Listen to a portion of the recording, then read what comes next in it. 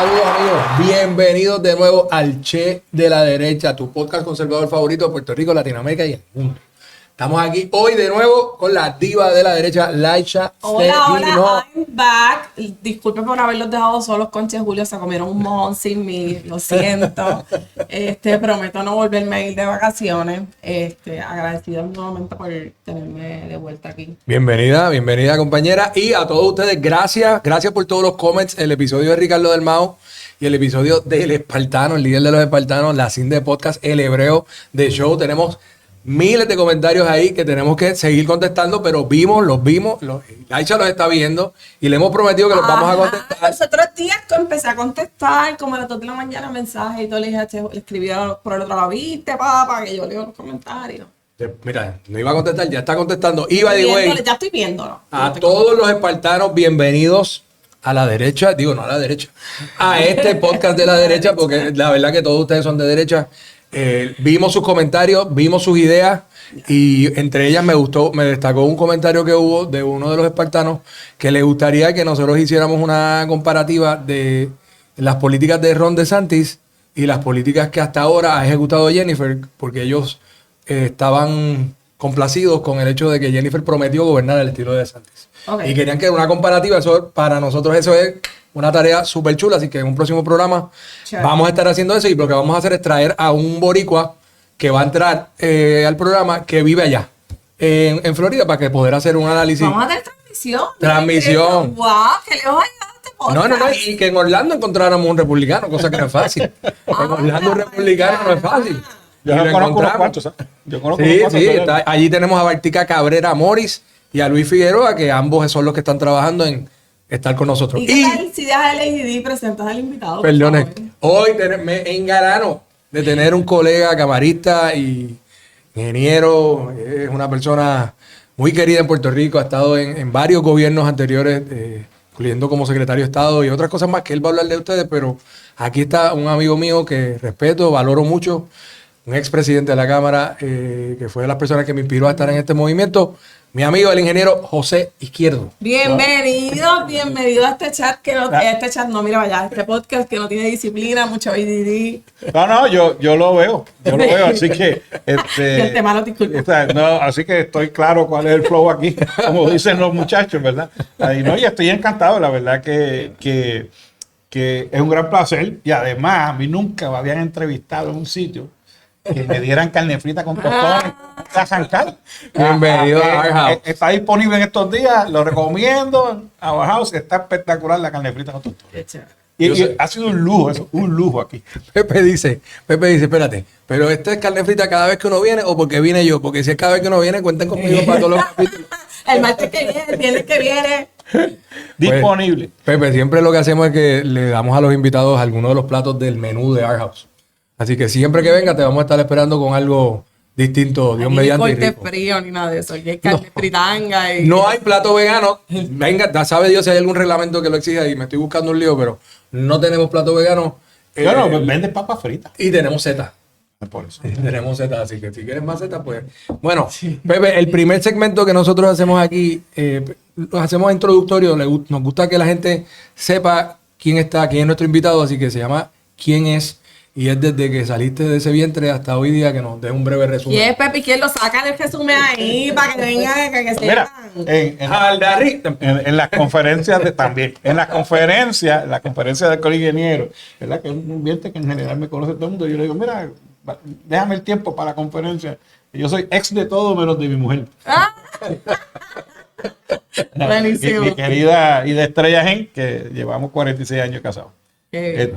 Pues yo me gradué del Colegio San José, clase del 75, cumplimos 50 años ahora en mayo, tenemos una fiesta de celebración de los 50 años. Qué chévere. Yo estuve 2 años, me crié en Panamá, en el ejército. Mi papá era militar, se graduó de medicina y se enlistó, porque como antes todo el mundo tenía que ir a la guerra, pues mi papá cuando se graduó de medicina decidió, en vez de esperar que lo llamaran para algún conflicto, el siglo XX fue fuerte, desde la Primera Guerra Mundial, Segunda Guerra Mundial, Corea, Vietnam, Obviamente, pues mi papá pues, terminó la medicina y dice, yo voy y silbo porque no me llamen después que abrí mi oficina. No me llames, yo te llamo. Y tuvo la suerte, porque muchos compañeros de él fueron a Corea, de que él como era médico y hablaba español, lo mandaron a la zona del canal en Panamá.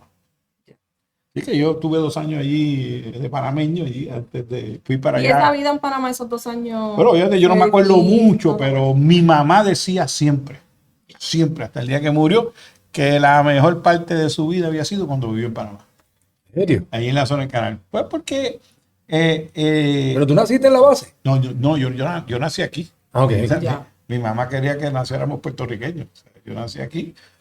Mi papá estuvo unos días, se fue inmediatamente. Mi mamá después se fue 2 semanas después y a mí a los 40 días me llevaron mis abuelos a Panamá. Que mi mamá era bien celosa de mi papá. El día que murió celosa. Y estuviste 2 años en Panamá. Estuvimos 2 años allí en la zona del canal. Pues mira, ellos tenían para los médicos, los capitanes, era una urbanización hermosísima. Pero fíjate el concepto, las casas eran al revés como nosotros pensábamos. Tú entrabas a la casa en tu vehículo por la parte de atrás.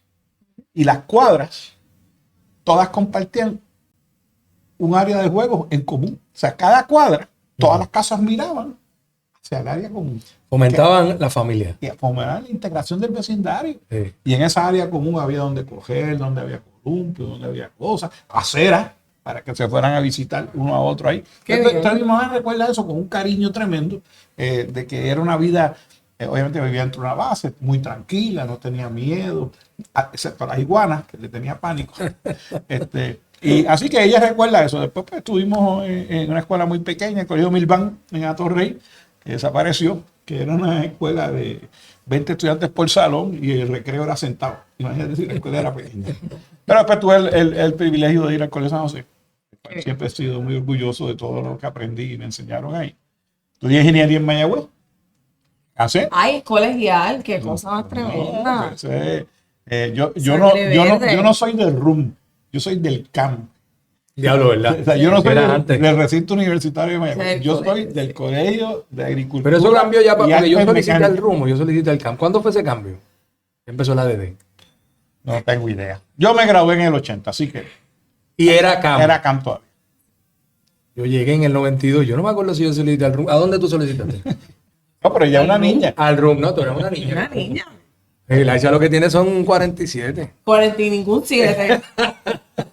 Yo todavía tengo 39. Bueno, pues todavía. Una por los niña. 18 Adjudicado, una niña. Llegamos al rumbo. Gracias. Hagamos al Así rumbo. que tuve entonces el privilegio de trabajar en una de las firmas más grandes que había en Puerto Rico, Capaz de Martín Asociados.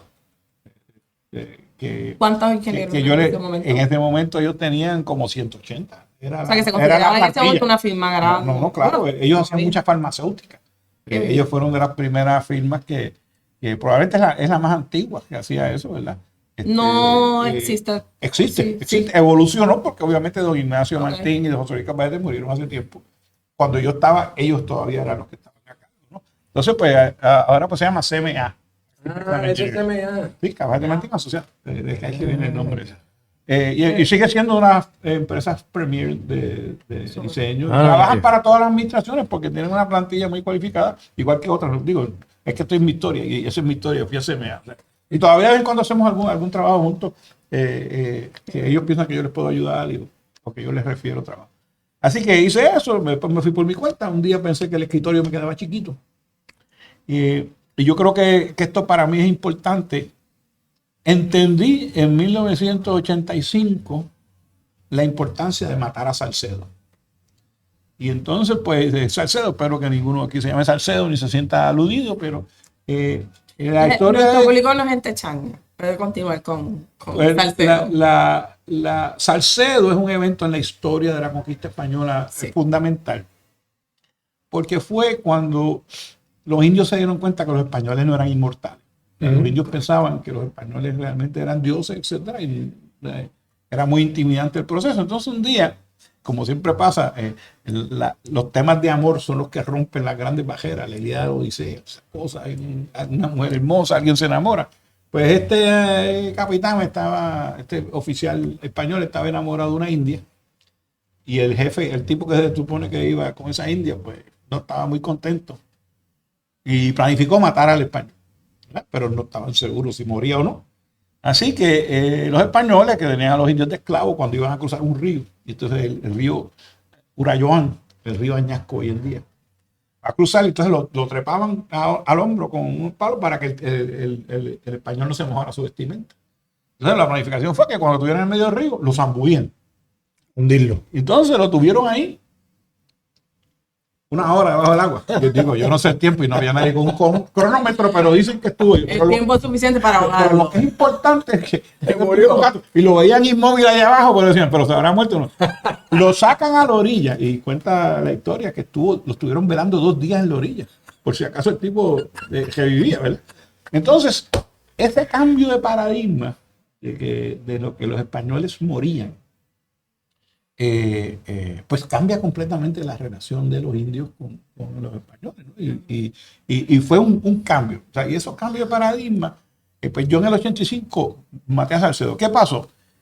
Mi jefe, don Ignacio Martínez, en aquel momento me dice, mira Pepe, tú no has resuelto aquí un montón de problemas, que era la transición para los que no son tan viejos como yo, donde se empezaron a usar las PC. ¿Okay? Y eso era una porquería de PC, pero era una PC, tener una computadora, un escritorio, o sea, lo que antes este salón que está aquí era una computadora de 16K. Ahora hablamos de gigabyte. 16K, este salón.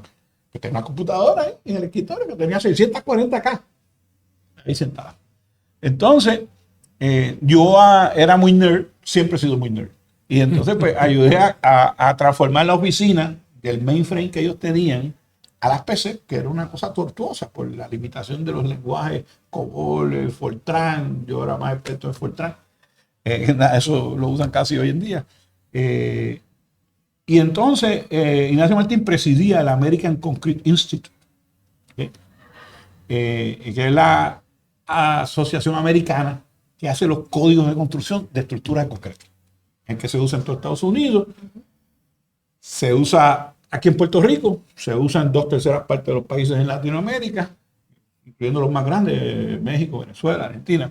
Y obviamente hoy en día hay un empuje grandísimo en el Medio Oriente para usar los códigos de la ICI y en el Oriente lejano. Entonces Ignacio insistió, vea esto, o sea, yo era un pelado. En 1985 yo tenía ya 2 hijos, y trabajaba bajo sueldo.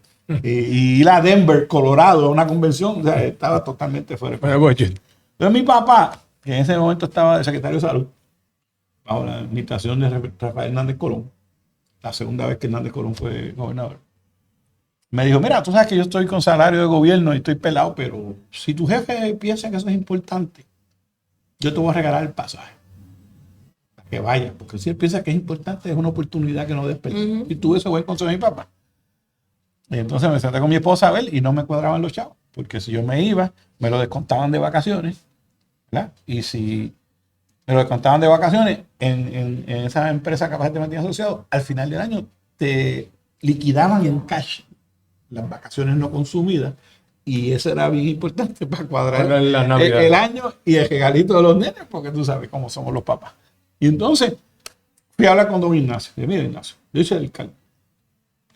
Yo puedo ir, pero si no me descuentan de vacaciones el viaje y me ponen como que estoy trabajando porque voy a una conferencia técnica. Eso pensaría yo desde que lo estabas diciendo. ¿Verdad? Pero, oye, no eran estos tiempos de hoy día. No, hoy en día podías poner un post en Facebook. Hoy en día esto de auspiciar que los empleados tengan más training no era el fuerte de las empresas. Y entonces Ignacio me dice, no hay ningún problema. ¿Sabes qué? Me fui yo para Denver con una mancha de plátano que me acopaba de arriba abajo. O sea, una cosa impresionante. O sea, don Ignacio era el presidente en ese momento. O sea, yo era un empleado del presidente, imagínate. Yo llego allí, a la recepción de apertura, 1000 personas en un salón en Denver. Yo no conocía absolutamente a nadie, excepto a don Ignacio y su esposa, doña Elena, que fue muy generosa conmigo. Y me vea que yo te voy a presentar lo importante aquí. Entonces, mientras Ignacio hacía sus cosas de presidente, Elena me cogió por el brazo, vamos por ahí. Mira, este fulano. Y yo, ay, este fue el que escribió el libro que yo usé en la universidad. Vengano, este es el otro libro que yo tengo que pensar. Entonces, yo más chiquito me iba sintiendo. Y metido aquí, cucaracha en baile de gallina. O sea, ese es el sentimiento que recuerdo fuertemente de ese momento. La cuestión es que sigue la convención, conocí uno que otro latino allí y algunos nerds Fellow nerds. compatibles, porque yo aproveché para ir a una conferencia que estaban dando allí, de esa, precisamente lo que yo hacía en CMA, esa transición de las tecnologías viejas a las tecnologías nuevas. Y conocí personas que son amigos míos todavía al día de hoy. Qué bien. Y entonces, voy a la reunión esa. Entonces yo veo a esos tipos hablando de unas cosas ahí que para mí eso era temas de dinosaurio, era el comité de uso de computadoras para aprovechar el concreto. Ya, mire, usted está bien equivocado, o sea, usted perdónenme, pero eso son cosas del pasado y ya a nadie le interesa eso. Ellos insistían en flujogramas, no voy a entrar a discutir qué es un flujograma, en vez de cosas prácticas. La gente quiere usar las computadoras para cosas prácticas, para facilitar el diseño, para que los diseños sean más precisos. Acuérdate que al cerrar la reunión, tenía yo una sonrisa de oreja a oreja. De oreja a oreja. Descubrí dos cosas. Que mi inglés no era más malo que el de otros allí. Allí habían hindú, había sureños, que el inglés era una cosa ininteligible. Entonces yo tenía que tomar concentración. Y tercero, que había mucha gente, lo segundo, más importante, había mucha gente allí que sabía, pero no sabía más que yo. Y entonces, maté a Salcedo. Yo salí de esa reunión habiendo matado a Salcedo. Y coño, pues, el jibarito de Río Piedra, que estudió en Mayagüez, no está tan perdido en el universo. Sí, no es como el coquín, que tú lo sacas hasta aquí. Estoy aquí en este sitio, ¿verdad? Donde hacen código y estos tipos no saben más que yo. Y entonces, ahí pues procedí a ayudar a mi papá, que era secretario de salud, en problemas de infraestructura que tenía el departamento de salud. Él me dio un contrato de $1. Yo hablé con los jefes en Camacho Martín y le dije, mira, estoy ayudando a mi papá, necesito que ustedes me dejen ir a cierta hora. No estoy diciendo que me paguen, pero tengo que este compromiso de ayudar a mi papá. Entonces, pues, eso me expuso a otro mundo y en 1 o 2 meses me di cuenta que el escritorio me quedaba chiquito. Que yo tenía que ir y abrir mi oficina y salirme de ese entorno, aunque estaba en una oficina altamente cualificada, con un apoyo técnico tremendo, pero necesitaba hacer estas cosas. Y ahí, pues, ahí en adelante. El resto es historia. O si quiero usar por su cuenta, seguí activamente en el ACI. Siempre, como tú me has visto en la Cámara de Comercio, yo digo lo que yo pienso. Sí. Y déjame decirte que yo antes tenía ciertas reservas. Desde que yo soy Medicare, ya no hay filtros. Qué bueno, pues has llegado al programa perfecto, güey, que aquí vamos sin filtro. Y pero todavía falta un montón de cosas porque yo la primera vez que yo te vi a ti no fue en persona, fue en periódico y fue cuando fuiste secretario de Lito. Pues eso, ¿En qué año fue eso? Eso fue en el 2001. Pues yo sigo participando, fui presidente de los ingenieros civiles en el colegio a los 30 años. A los 30 años usted presidió el colegio. Los ingenieros civiles. Presidí el colegio de ingenieros en el año 94, yo tenía 36 años. 37 años. Y entonces, pues cuando Sila me nombró secretario, yo tenía 43 años. Y había estas cosas. Y además, la historia se pone de una manera, el ICI empezó a envolverse más en Latinoamérica. Entonces, pues yo era como el poster child, ¿verdad? Porque era una persona, estoy aquí al lado de pollo, que mañana te guisan, que era elocuente, tenía liderato y era hispano. Aunque fuera de Puerto Rico, era hispano. Y entonces, en el año 99, recibí una llamada de Detroit. El comité de nominaciones considera que usted sea vicepresidente. Es un compromiso de 7 años. Usted sabe, porque es segundo vicepresidente, primer vicepresidente, presidente, pasado presidente inmediato y 3 años más adelante. 2 años más adelante. Eso debe profundo. Y debe hasta mañana para pensarlo, porque yo estaba en mi oficina y nene chiquito y esas cosas. Y mi mujer, que siempre no le gusta que yo esté llegando tarde a casa por la noche, pero me dijo, tú no puedes decir que no. Eso es un ejemplo para los ingenieros latinos jóvenes de que pueden llegar a una posición como esa. Y lo acepté por consejo de mi mujer, ¿verdad? Y entonces cuando Sila me nombra secretario, yo le dije una de las condiciones, mire, yo el año que viene soy presidente del ICI. Que tengo que viajar. Yo no voy a renunciar. Porque para ingeniería en Puerto Rico, que haya un puertorriqueño que sea presidente del American Congress Institute, es importante como un ícono para la profesión. Y tú puedes hacer las dos cosas. Y yo, sí, ese es tu problema. Eso es lo que me contestó Sila Calderón. Te quiero hablar de eso, de Sila. Entonces, pues ahí pues, es que entro a ser secretario del DITO. Y en un momento dado llegué a ocupar la presidencia de la ICI y la Secretaría de Estado a la misma vez. que inclusive No te aburría, no te aburría. llegué la casualidad que en mi año de cierre, mi conferencia de estudié era en Washington, D.C.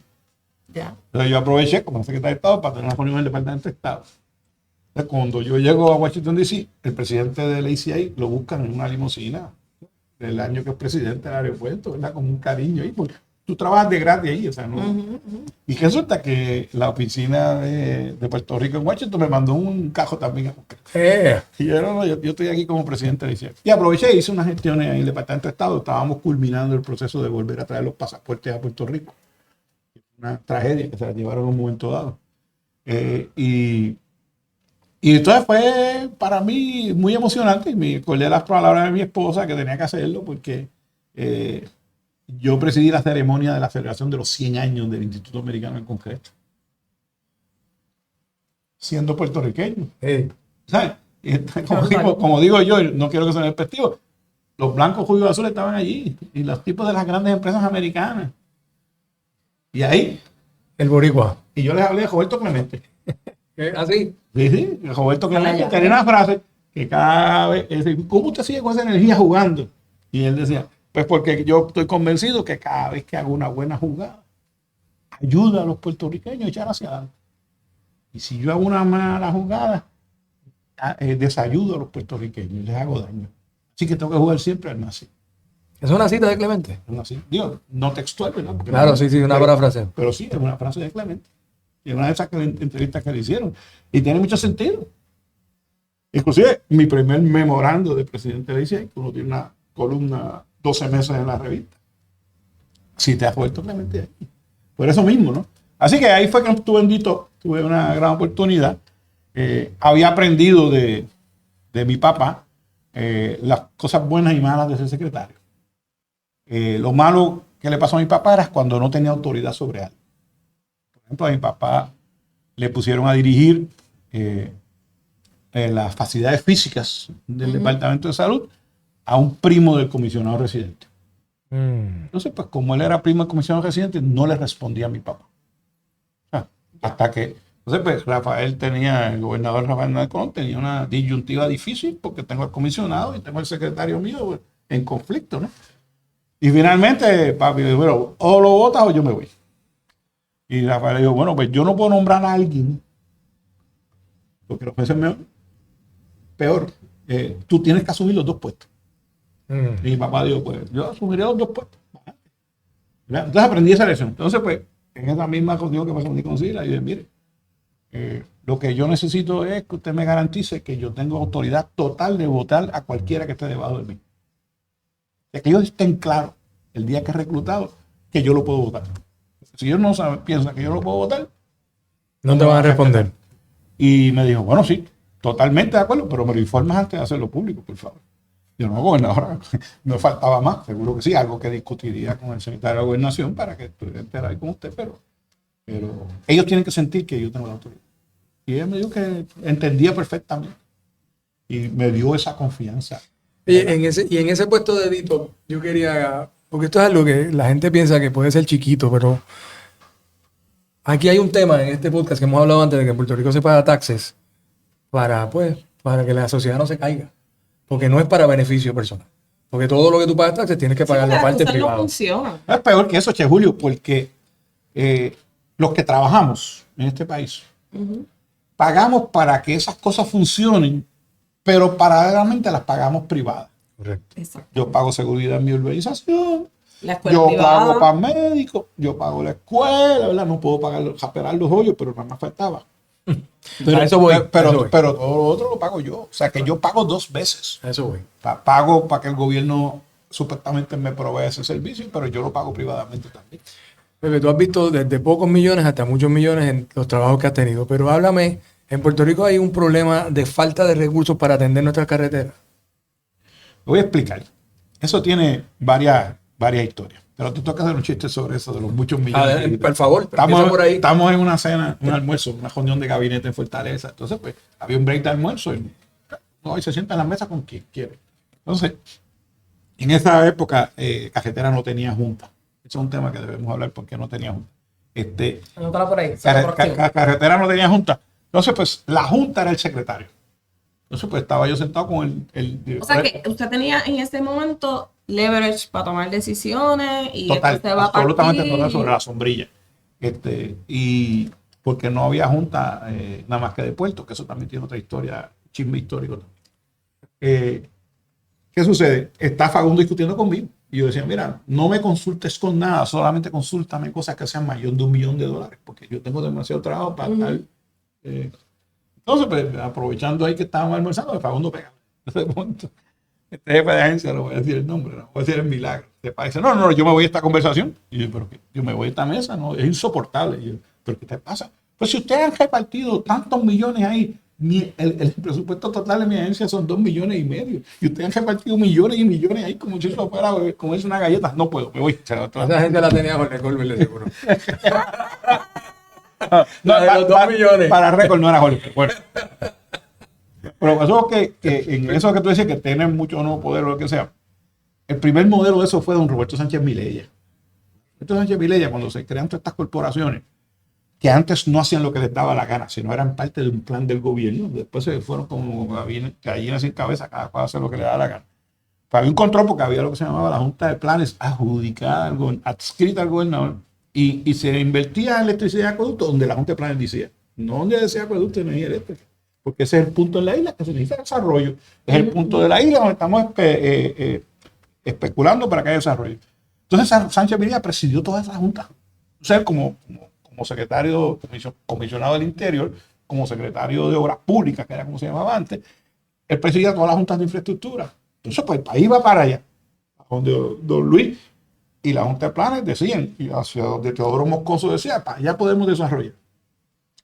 Un ejemplo clásico, pues la gran explosión de desarrollo de manufactura en Puerto Rico, que don Teodoro Moscoso logró poner un parque industrial en cada pueblo de Puerto Rico. Eso es un milagro que nadie se explica qué culé les daba a Teodoro Moscoso, a todos esos inversionistas.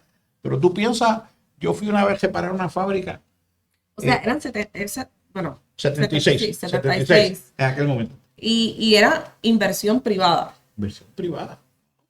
Pero el gobierno funcionaba.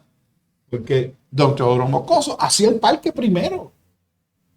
Aquí a Hacía el parque interior. Entonces tenía 14 lotos. Entonces venía Che Julio, el inversionista de derecha. Y decía, Che Julio pone una fábrica de hot dog, de seguro. Una fábrica de hot dog. Pues yo quiero hacer una fábrica de hot dog. Y dice, uy, ¿de cuántos pies cuadrados? De 30,000 pies cuadrados. Okay. Pues mire, este es el mapa de la isla, ¿verdad? Si usted va aquí, no paga nada. Si va aquí, paga 2%. Si va aquí, paga 4% de impuestos. Entonces él incentivaba a base de pagar menos. Está mejor que el plan de ahora que dejar perder los edificios de perico. Entonces yo fui una vez allá por Las Marías, yo no sé qué pueblo por allá en el tope de la montaña. Había la fábrica de Rolodex. Tú eres muy niño para saber lo que es Rolodex, pero yo tiene que acordarse. Todas las secretarias del mundo entero. Esa fábrica era aquí. La fábrica era aquí en Puerto Rico. Diablo, ¿tú viste alguna vez Rolodex? Eso es una rueda que uno daba vuelta y tenía unas tarjetitas. Están los contactos. Entonces, tenían unas pestañitas con las letras. Y voy a buscar a Aparicio. Aquí está el teléfono. Pero los he visto, sí. Okay. Entonces, esa fábrica estaba en Puerto Rico. Habían 600 mujeres. Estás allí en un salón. Y si ¿por qué mujeres? Los hombres tienen las manos muy grandes. Sí, el motor fino. Para las piecitas de ensamblar el Rolex. Y dice, diablo, ¿y cómo eso llegó allá arriba? Por el plan ese de Teodoro Moscoso. Entonces, cuando Che Julio venía a hacer su fábrica, Che Julio dice, pues a mí piensa que había una fábrica en Culebra de Baxter. ¿Qué infraestructura había en Culebra en Baxter? Cuando Baxter fue a Culebra. Sí, fíjate, lo que tú me describes, lo más que se me parece, Teodoro Moscoso podría ser como el artífice del New Deal de Puerto Rico. Claro, pero es que eso fue lo que fue. Fue tan impactante. Entonces, ¿qué pasa? Como todo eso estaba encargado con la Junta de Planes, a la vez que se hace este macro plan de hacer un parque industrial en todos los pueblos, ¿quién tenía que cumplir con ese plan? Cafetera, energía eléctrica, acueducto. Tenían que llevar una buena cajetera hasta ese parque industrial, tenía que haber luz potente allí y tenía electricidad, ¿verdad? Correctamente. Y tenía agua. Y se invertía antes de que hubiera ningún novio.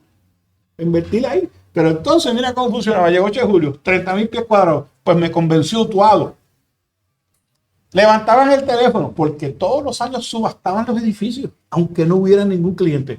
Tú te llevaste la buena pro de los 20,000 pies cuadrados, 30,000 pies cuadrados, él se llevó los 40,000 pies cuadrados. ¿Verdad? De 30,000 pies cuadrados, adjudícalo.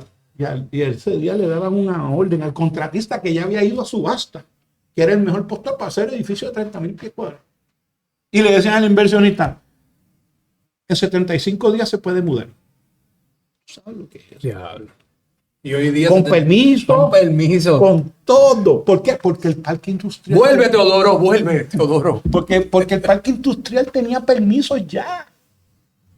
Y contra, pero es que hasta hoy día, hasta con sitios con comercializados y zonificados. Cambia la farmacia por No otra empecemos por los farmacia. permisos porque estamos dos programas aquí. Bueno, está bien. Pero Y quería empezar con las carreteras. Empezamos con el así ADD. que, entonces, también. profundamente. ¿Sabes qué pasa? Pues se hace. Nosotros teníamos muy bien el tema de las carreteras aquí en Puerto Rico. Las carreteras, en su gran por ciento, excepto las autopistas, son las mismas rutas que los españoles diseñaron. No ha cambiado. La teoría esa de que ponían un burro por la loma para ver por dónde era más fácil y por ahí iban delineando. Era un ingenierazo, a los que les gusta ese tema, en el archivo general están los mapas de esas carreteras, las topografías hechas a tinta. Nuestras carreteras los diseñaron los españoles. Claro. Esa es la número 1 de donde se inventó. Es más, la número 1. Actualmente es la primera carretera oficial hecha en Puerto Rico. Nace el kilómetro 0 frente al Teatro Tapia y termina en la Marina de Ponce. Y esa carretera tenía una serie de puentes que se compraron muchos, de hecho, en Inglaterra, prehechos para hacerlo con agilidad. 1847. Pero todas esas carreteras, entre unas cosas y la otra, pues fueron diseñadas. ¿Por qué? Porque venía una española que tenía dinero y si me dicen que en Puerto Rico se vive bien, pues yo voy a comprar una finca y de momento pues estaba siendo exitosa poniendo café allí en un monte allí en el centro de Puerto Rico y se escribían por carta con otra gente del pueblo. Entonces de momento habían 6, 7, 8, 10, 20, 30 colonos. A la vez que eso progresaba, decir, bueno, pues vamos a convertirnos en una aldea, un pueblo. Hay que poner una alquilencia y hay que nombrar un alcalde. Así que empezaron los pueblos. Una iglesia, Por un interés un restaurante chino al lado. pero eso es lo que la gente tiene que entender, que los pueblos de Puerto Rico nacieron por el interés económico. No fue por porque el somos los interés titanes. de ver para eso. Somos los titanes de Morovis. Fuera de San Germán y San Juan, por eso que a San Germán le dicen ciudad fundadora de ciudades. Porque de San Germán allá, que fue relocalizada varias veces, dicho sea de paso, pues fueron creando los pueblos alrededor por interés económico. La gran revolución de Teodoro Moscoso es que se dio cuenta que esos pueblos existían porque tenían interés económico. Cuando viene la invasión americana, para castigar al empresario puertorriqueño, devaluaron el peso a la mitad. ¿Sí? ¿Esos fueron los americanos? Señor. Y entonces, pues los que eran españoles y tenían raíces dijeron, pues ¿sabes qué? Con viento fresco, me regreso a España. Los más die hard se quedaron y empezaron a luchar con eso, a volver a echar para adelante. Pues cuando nosotros pasamos las grandes vicisitudes de acá de los 30, que no solo fue por la gran recesión americana, sino fue por 2 super huracanes que pasaron por aquí. Entonces se perdió todo. Por eso es que hay hawaianos en Hawái, puertorriqueños en Hawái. Porque cogieron los cortacaños y se los llevaron para allá porque estaban sin trabajo. Todo tiene una explicación de la historia. Pero para allá fue para Piña. Sí, donde aquí se fueron para Piña en Hawái. Por eso, pero cortaban caña aquí que no había. Correcto. Entonces, pues. Aquí hablamos de esa colonia porque en Hawái, Bad Bunny dijo que no pase lo que le pasó a Hawái. Aquí hablamos de la comunidad boricua Entonces, en Hawái. Yo felicito a Bad Bunny, ha hecho cosas chéveres, pero también tiene ciertas ideas que no son verdad. Ese es otro tema. El gran espacio que encuentra Muñoz Marín en su vida. Entonces, como yo cojo a esa gente que está desprovista, porque la economía del pueblo quebró. Porque si 2 hacendados de ese pueblo se volvieron para España o cejaron sus negocios porque era imposible hacer negocios, el pueblo se quedó sin economía. Y la brillantez de Teodoro Moscoso es volver a devolver la economía a cada uno de los. Porque no tenían interés que Utuado se vaciara o que Jayuya se vaciara. O sea, descentralizó el desarrollo. Volvió a llevarlo pueblo a pueblo, que era original. Que así fue que surgió Puerto Rico, ¿verdad? Y entonces esa es la gran visión donde vuelve esa parte. Entonces florecen todos los pueblos otra vez y por eso la economía, el colapso de las 936 era buena. Con todos los estudios y defectos que pudieron haber hecho o no. El plan de Teodoro Moscoso le dio trabajo a todo el mundo en su pueblo. Trajiste un tema que quería hablar, ya que estamos dejamos la carretera, pero también cuando discutas el tema de la carretera. La carretera la dañaron las cementeras. Ahí que, Ahí es que empieza el problema. Porque cuando Teodoro Moscoso quiere industrializar Puerto Rico, la percepción del inversionista extranjero y americano era que aquí eran unos indios con taparrabos. Entonces, como yo convenzo que alguien venga y traiga una fábrica aquí de lo que sea, y ahí los tipos lo que saben es cortar caña. O sea, eso no... Entonces, Teodoro le propone a Muñoz que se hagan 4 fábricas por el gobierno. Fíjate qué interesante. Sí. Y hace una fábrica de cristal, una de papel, En distinta. una de cartón y una de cemento. Entonces, Teodoro lo dejan trading y esas fábricas son súper exitosas. Pero Teodoro estaba claro en una cosa, que el gobierno no era para operar fábricas. Inmediatamente que demuestra que funcionaban esas fábricas, las venden. ¿Quién compra la fábrica de cemento de Puerto Rico? Luis Ferré. Su papá. Antonio Luis Ferré Aguayo. No, Aguayo no, era Bacallao. Bacallao era el segundo apellido del papá de Luis. Y lo recuerdo bien porque él donó los terrenos del Colegio Ingeniero de Ponce. Él era muy Y es verdad que el cemento de las autopistas de San Juan a Ponce se le compró a la compañía de los Ferré. en gran parte porque era una compañía de producción mayor. Pero el tema no es ese, el tema es que ellos tenían estos supercamiones. En Estados Unidos es muy estricto el tema de cuánto pesa un camión. Porque con pasar, aunque tú tengas una Suburban o una Cadillac Escalade, en la cajetera ni siente que eso está pasando por encima. Le ponemos a los camiones son los que tienen unas cargas bien pesadas. Entonces, en Estados Unidos eso es como una religión. O sea, las autopistas están pesando y para, tienes que chequear aquí. Y si el camión se excede, lo agestan ahí y pagan una multa altísima. Aquí no se hacía eso.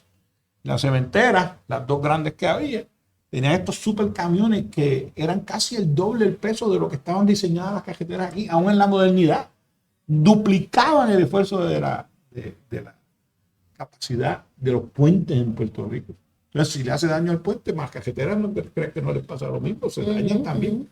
Hasta que hubo unos esfuerzos fuertes que tengo que reconocer la administración empezó un poco con Meregildo Ortiz.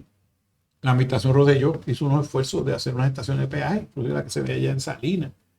Pero entonces yo establecí unas estaciones de peaje móviles, pero todo el tiempo las influencias tratando de eliminar las estaciones de peaje, ¿verdad? Esos camiones los eliminaron de las cementeras aquí. ¿Okay? Y se cambió y Puerto Rico pidió a las agencias federales que los diseños de puentes aquí fueran más fuertes que en Estados Unidos, reconociendo que entonces hay una clasificación especial para Puerto Rico, diseño de puentes, para que tengan una idea. O sea, pues no hay manera. Eso, combinado con lo que llamaron en un momento dado no sé qué del asfalto, eso fue cuando Batlle era presidente del Senado, el cartel del asfalto. Y eran muy malas asfalto. Hay gente que lo hace muy serio, pero hay gente que subastan que me voy a inventar una numeración, el asfalto es A+, Pero y el que instalan es C+. aprovecho que Porque nadie los mide, ¿verdad? Pero aprovecho que usted está aquí.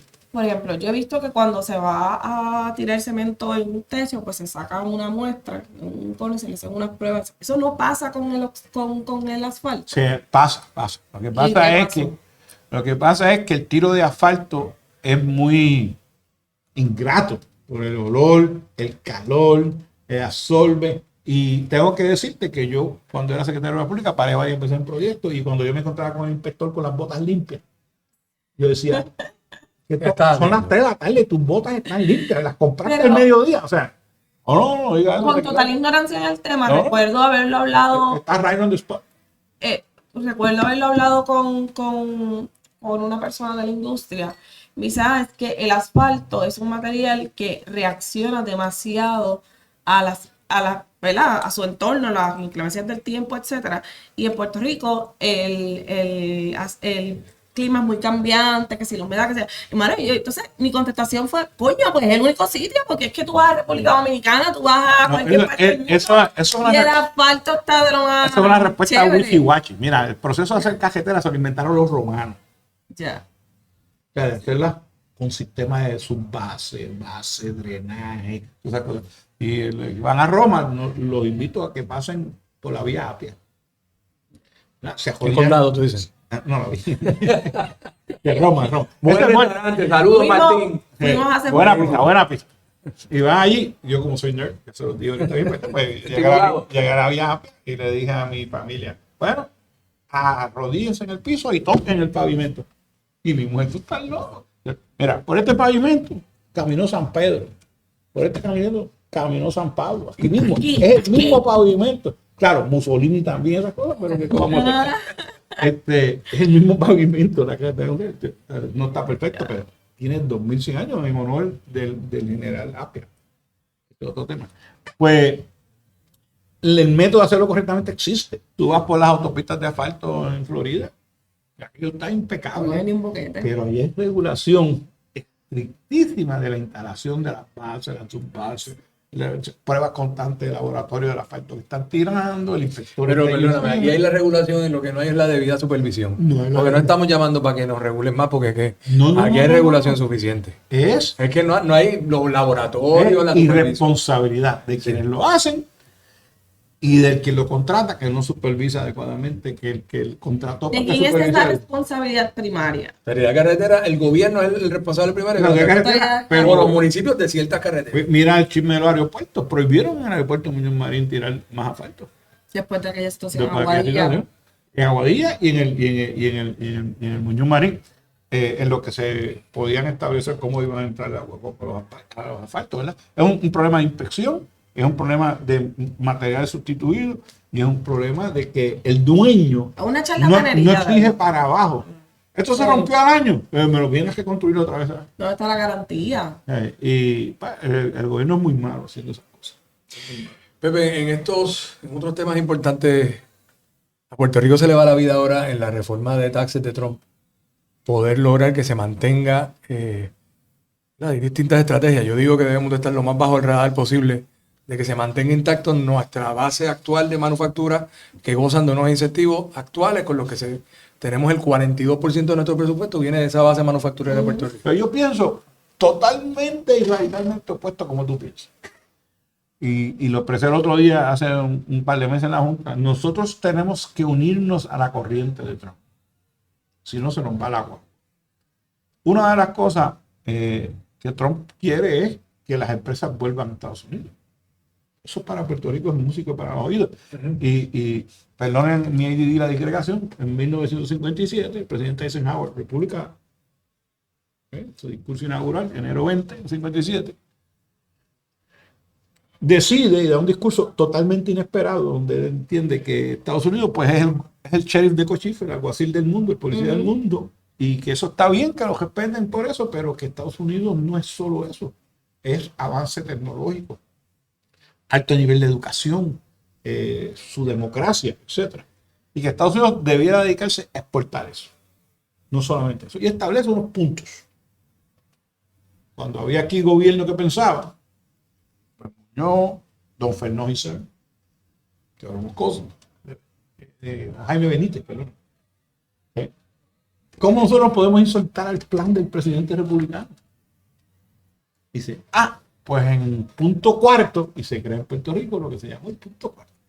Y era punto cuarto porque era el ítem número 4 de la lista de Eisenhower. Sí, yo estoy totalmente de acuerdo en ese sentido, de que no podemos irnos en contra de la corriente. Hay que ver cómo nosotros nos insertamos en la corriente para decir decir. la pechuga. Y estos fueron allá a ver a Eisenhower y le dijeron, mire, de acuerdo con su plan, Puerto Rico quiere encargarse del punto cuarto para toda Latinoamérica. Y no nos tiene que dar dinero, nosotros lo hacemos. Y aquí, por eso es una de las razones que sigue aumentando la calidad de la Universidad de Puerto Rico, el intercambio, porque las mejores mentes de toda Latinoamérica vinieron a estudiar aquí. No solo los buenos que había aquí, sino de toda Latinoamérica. Se convirtió en un hub, en Atenas, Puerto Rico, ¿entiendes? Y entonces, pues, ¿cómo tú crees que estaba Eisenhower con Puerto Rico? Fascinado. Puerto Rico cogió otra primera plana del Times en esa época. Buena, positiva. Positiva, el milagro de Puerto Rico. Tan es así que cuando Kennedy crea la Alianza para el Progreso en su discurso de enero de 2061, ¿quién es el primer director ejecutivo de la Alianza para el Progreso? Teodoro Moscoso, que era el papá de los pollitos en saber progresar un territorio. Y el milagro de Puerto Rico lo querían exportar a la primera. Pues dicho eso, volviendo a tu pregunta, pues no, yo creo que nosotros tenemos que ir sentarnos en un think tank, y fue lo que le dije aquel día en la Junta de la Cámara de Comercio. ¿Cómo nosotros, o sea, de los planes de Trump, el que más nos atañe a nosotros es la repatriación de la fábrica? Reshoring. Pues entonces, ese reshoring, un think tank, las mejores mentes de Puerto Rico. ¿Cómo nosotros podemos hacer que ese reshoring beneficie a Puerto Rico? ¿Cómo Puerto Rico se inserta en esa corriente? Como decía Muñoz, hay que insertarse en la corriente para ayudar a encauzar la corriente. Era la frase que se usaba Muñoz. Tú no puedes quedarte a ver pasar la corriente, pero tú te puedes insertar en la corriente y ayudar a reenfocar esa corriente. Y yo creo que Puerto Rico tiene que poner de pie todo el sector privado. No podemos esperar que el gobierno lo va a hacer por su cuenta, porque no lo va a hacer. Ellos tienen muchos chismes políticos puestos, aunque tengan las mejores intenciones. Y en estos días he entrevistado a unos cuantos jefes de agencia que me ha parecido fenomenal el empuje que tienen y el entusiasmo. Pero no te podemos quedarnos en las gradas a ver para dónde va ese riachuelo. ¿Cómo yo puedo hacer que Puerto Rico sea mejor? Pues mire, tenemos problemas con la electricidad, por eso es que es tan importante el tema de electricidad. O sea, esas cosas que tenemos, pero por un momento olvidarnos qué garantía yo lo ofrezco y tú te pones aquí y no se te va a ir la luz. Aquí nosotros tenemos no solamente el problema de la luz, los problemas viales, los problemas de permiso. La gente no lo quiere decir, pero la rama judicial es un desastre.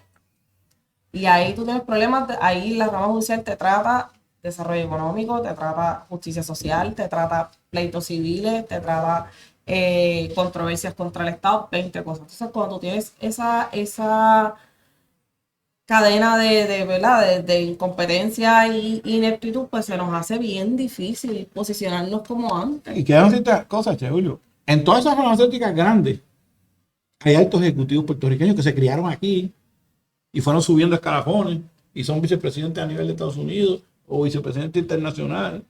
De todas esas, de Pfizer, de Amgen, de Microsoft, de lo que tú quieras, el puertorriqueño ahí arriba trepado. Pues nosotros tenemos el recurso. Vamos a hacer un plan. Trump, señor Trump, ya dice, Trump no va a pedirte más chavo. King Trump. King Trump. Vamos allá, mire. Puerto Rico tiene la infraestructura porque tengo parques industriales allí en Cantilla. El día. Tenemos mano de obra que ha demostrado a través de décadas que es súper capacitada. Para de contar. Está bien, pero lo tenemos. Lo tenemos. Y nosotros las preocupaciones o no que puedan tener, se las vamos a arreglar. Entonces, y este es el plan que tengo para atender. Eso te la compro y yo iría para allá, mire, trabajando en cómo es la persona. Vamos a hacer historia juntos. Usted y nosotros vamos a lograr que Puerto Rico salga a la bancarrota y ese plan se va a llamar el plan Trump. Yo sé cómo jugar para Lego el tipo. Yo estoy claro. Ahora, ¿cómo luchas con las realidades que son las siguientes? Lo derrotamos en Puerto Rico con 30%. Es un tipo vengativo. Pero bien importante. Pero lo que usted el dice, bullet más importante para Trump ahora mismo de Puerto Rico es el otro, el que cuando yo escuché a Mitch McConnell decir esto, yo dije, está jodido, está muerto por el pescuezo. Mitch McConnell dijo, Puerto Rico sería un estado demócrata. A la vez que lo dice, y eso ya está, ese bullet está allá afuera, y no es tanto por los senadores, es por los jueces que escogerían, Sí, mira, que ellos le molestan. Mira, seguro, en 1995 estábamos cabildeando para la extensión de las 936. Pedro Rosselló respaldaba las 936, todavía en el 95. Romero Barceló era el que estaba opuesto a las 936, porque él decía que mientras hubieran esos privilegios, la gente no iba a votar por el estadía. Esa era la filosofía de don Carlos Romero. Porque su filosofía era la estadidad para los pobres. Entonces, como Que es hacia donde nos hemos movido después de que se fueron. Cuando el proyecto FACES, que tú presides ahora, pues se creó un grupo del sector privado. Iban los industriales, iba la Cámara. Para ese tiempo. Para ese tiempo. Porque todo el mundo sabía el pánico de que se fuera a 936. El impacto económico iba a ser devastador. Lo fue, Y lo es. nosotros fuimos a ver al senador John Glenn, las distintas vecinas. Yo ahí casi lloro, saludar a John Glenn, el astronauta, que yo lloré de niño. Arizona era, ¿verdad? Por ser Arizona era senador. No recuerdo. O sea, un ídolo, un astronauta, o sea, un ser humano. Que fue Y yo conocí a Bill Nelson por Florida. Entonces, Astronauta. John Glenn dice, pero ¿qué es el comisionado se opone aquí? Es que las 9:36, ¿qué es lo que cuál es la diferencia de él y del gobernador con ustedes, con el comisionado? Y yo, pues, como no tengo pelos en la lengua, como he dicho, pues, mire, que él piensa que mientras haya 9:36, que Puerto Rico no va a ser Estado, porque es un beneficio que nada más le aplica a Puerto Rico por ser territorio, ¿verdad? Y entonces yo no se echó a reír. Y nos mira. Y dice, ¿y tan naif son ustedes? Sí. Sí, Puerto Rico no puede ser Estado porque es demócrata. Estoy hablando de 1995. Mira para allá. Mira, lo más que puede aspirar a Puerto Rico es que logre convincentemente en encuestas que va a haber un senador demócrata y uno republicano. Mientras son los dos demócratas, no van a pasar por aquí. Y nos dijo, ustedes tienen que entender que el Senado es el club más exclusivo del mundo. El Senado americano declara la guerra, vota a un presidente, aprueba los jefes, aprueba los jefes de agencias y aprueba los presupuestos secretos de las agencias de inteligencia. Quieren que el presupuesto se hace. Y por lo tanto, en la estructura de la República Americana, lo más sagrado es el balance del Senado. Hawái y Alaska entraron porque era uno y uno. Y la entrada de Hawái y Alaska no van a afectar, ni van a afectar el balance del Senado. Washington y Puerto Rico sí lo afectan en la mente de ellos. Y yo creo que están de acuerdo, están correctos en Washington. Yo no creo que Puerto Rico sería 2-0. Bueno, Yo creo que aquí saldría un republicano. Pero lo importante sería, en ese discurso que tú dices que podemos hablar del señor Trump, miren, con este programa nosotros hacemos esto, Puerto Rico se va a convertir en republicano. Usted puede ser la persona que turn the tide. Eso sería un buen bullet para poner en el pitch a Papá. Pero tenemos que, o sea, nosotros hemos perdido lo que sabían los puertorriqueños de la generación de 50 y 60 en la política. Que si tú eras parte de Estados Unidos, no podías vivir inconexo de Estados Unidos. No importa cuál es tu ideología, porque somos parte de. Entonces, teníamos figuras en todos los partidos principales que todo el tiempo tenían una relación con alguien allá, etcétera. No, estamos, no, sí. Doña Fela fue el longest Democrat delegate en la historia del Partido Republicano. Eso fue Doña Fela. Pepe, que estamos llegando y te quiero hacer esta pregunta un poco entrando al PPD antes de terminar. ¿Tú crees que ese distanciamiento que tú estás hablando, porque yo lo sentí, yo llego al PPD para los tiempos de Sila Calderón, de alcaldesa de San Juan, que no había esta estirpe que empezó a salir después, empezó a relucir con la presidencia de Vizcarrondo y Tony Fá, y me refiero al soberanismo en el PPD, y eso empezó poco a poco a salir. Ya venía desde Hernández Colón, pero empiezan a coger poder porque cogieron dos presidentes de cuerpo, gente que ya está más arriba, suben. Nunca había habido un soberanista abiertamente así, tan arriba en los escalafones del PPD. Y yo pienso que ese momento en que se puso cool en el PPD, los descensos, cool no, que empezaron a demostrar y a salir en puestos de posición, que es la misma vez que el PPD se va distanciando un poco de su relación con los Estados Unidos. Es como que considerado, ya eres medio, tú eres de los de Prats, tú eres de los de José Alfredo, tú eres Lo que pasa es que ese es el gran error, el error de percepción que comete el liderato del Partido Popular en general, ¿verdad? Pues yo estoy aquí en Puerto Rico y me importa un bledo. Me importa un bledo es que el dinero y las relaciones las asignan allá arriba. Si yo no soy parte de él, el Partido Popular entregó el Partido Demócrata. A nadie le importa ya algo que don Miguel Hernández Agosto, que trabajó tan duro. ¿Cómo se llama? Que fue comisionado, Fuster.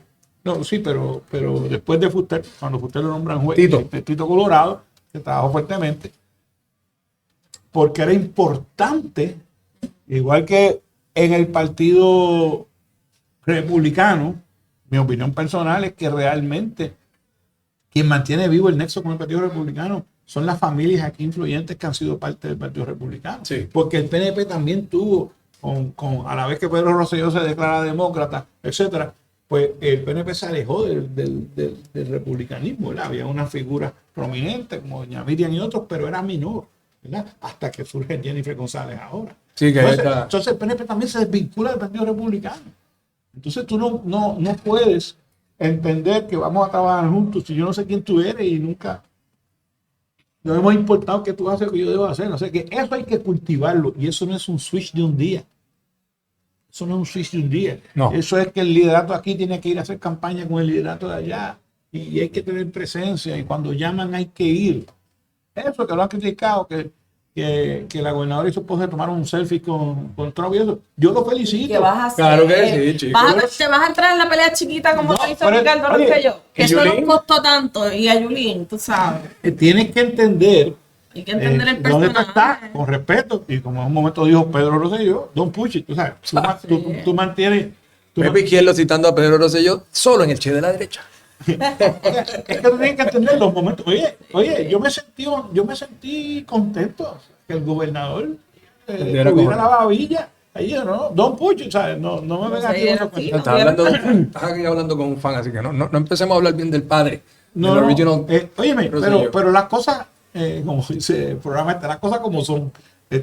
Y hay unas cosas que tú no puedes evitar. Nosotros estamos desconectados de la política americana. De acuerdo. Por eso, y muchas cosas más que vi en el PPD que vamos a hablar, tienes que venir de nuevo, Pepe, no nos dio break. Nace Faces.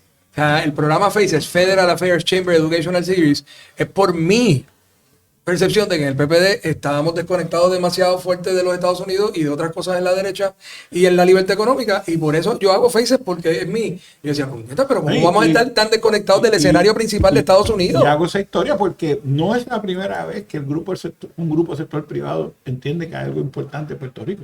En aquel momento, pues por lo menos se consiguió una transición de 10 años. Esa de la 936 no fue inmediato. Que lamentablemente, pues en esos 10 años no se logró lo que se quería lograr por falta de relaciones. Y cuando vino el hecatombe, que se venció en el 2006, en el 2007 cejaron 300 fábricas. Y también una desconexión brutal de cómo trabajar los fondos federales, de cómo Bueno, mira, es que eso es bien importante porque yo le he dicho 20 veces. El ejemplo más claro aquí son los 22.000 millones para hacer 50.000 viviendas nuevas. ¿Ok? Si esta hubiera sido la administración de Carlos Romero, lo hubieran votado, el de vivienda. Hace 6 años atrás. Si hubiera sido la administración de Rafael, lo hubieran votado. Si hubieran hecho la administración de Sila, lo hubieran votado. El de Pedro Rosselló lo hubiera votado. No me recuerdo ahora cuál era el eslogan que Pedro Rosselló le dijo a todo el mundo que pusiera en el escritorio, que era algo de acción. Sila lo hubiera votado. Que yo le digo a Sila, dice, bueno, pues usted tiene 50.000 viviendas. La primera pregunta que Sila le iba a hacer, ¿cuándo van a estar listas? La primera pregunta de Sila. Bueno, no se puede todo un día, necesito un plan. Quiero una semana para que me haga En carpeta, una carpeta. No, así, dale en una carpeta. tuve la oportunidad de estar presente en la vista, en la vista que hubo pre a la confirmación de la Secretaría de la Vivienda, y eso era para pelo. La actual. La actual, eso era una cosa de loco. Pero mira, ¿tú sabes lo que es? Que yo me enredé con una ingeniera amiga mía por Facebook hace como 3 años sobre las 50.000 viviendas. Dice, pero no nos trate así, pero es que nosotros estamos fajados. Y yo le digo, mira, tú sabes el concepto de los 7 hábitos de la gente efectiva. El último es sharpen the saw. O sea, tú puedes estar todo el día dándole con un serrucho boto a un árbol y no lo cortas. Sí, Pues eso es tú lo que estás pasa. dándole al árbol con un serrucho Pero entre las boto. cosas que mencionó la secretaria, volviendo al tema, es que habían 100 y pico de viviendas ready para entregar hace año y pico, 2 años, que no se habían entregado porque el humano no había dado las certificaciones. Y ella dice, pero en algún momento alguien se sentó con Luma. Pero eso es parte del liderato, mira. Ajá. Cuando yo paso a ser secretario de Estado, Sila me dice, mira, necesito que sigas supervisando los proyectos de centro urbano Ajá. y de comunidades especiales que estén pillados por otras agencias, porque como secretario de Estado tú tienes poder sobre todas las agencias. Sí. Obviamente yo no tenía poder sobre la telefónica en aquel momento, porque la Mira. telefónica era privada. Pero yo fui, mire, el secretario de Estado quiere una cita con el presidente de la telefónica. Y fui para allá. Y dije, mire, tengo información de que aquí hay muchos proyectos que están parados porque ustedes no han sacado un cable y no puedo mover el poste. Yo necesito que usted me asigne un ingeniero que tenga total autoridad por usted para mandar a mover un poste. Ya. Y ese tipo tiene que estar disponible el weekend, porque yo superviso los weekends, voy a la isla. Y yo necesito que si yo presento un caso que pasó así, en Isabela, cuando yo puedo, todas las calles ya echando como un poste que tenía 3 cables de telefónica en el medio.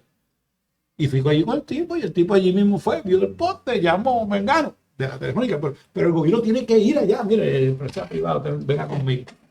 Usted tiene que trabajar conmigo. Y Luma, que es un contrato del gobierno, ¿cómo es posible Porque no hay liderazgo. El cuento que estábamos haciendo ahorita fuera del aire, que no lo voy a repetir aquí.